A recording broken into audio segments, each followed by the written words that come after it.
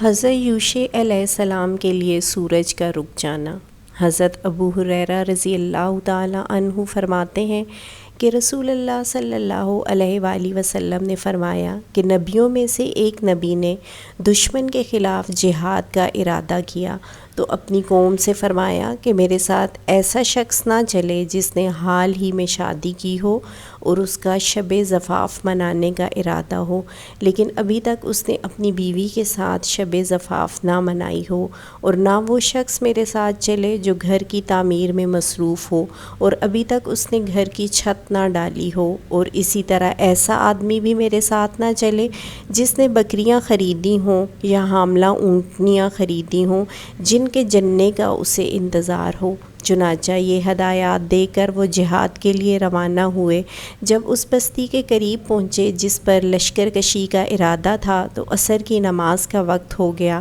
انہوں نے سورج کو مخاطب کر کے فرمایا کہ اے سورج، تو بھی حکم کے تابع ہے اور میں بھی حکم کے تابع ہوں، اے اللہ اس سورج کو ہمارے لیے روک دے۔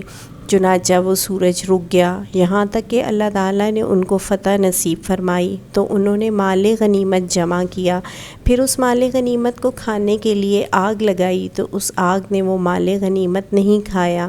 انہوں نے فرمایا کہ تم لوگوں میں ضرور کوئی خیانت کا مرتکب ہوا ہے، اس لیے ہر قبیلے کا ایک ایک آدمی میرے ہاتھ پر بیعت کرے۔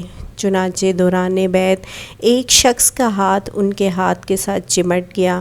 انہوں نے فرمایا کہ ضرور تم میں سے کوئی خائن ہے، پس تیرا قبیلہ میرے ہاتھ پر بیعت کرے۔ جب بیعت کی گئی تو 2 یا 3 افراد کے ہاتھ ان کے ہاتھ کے ساتھ چمٹ گئے۔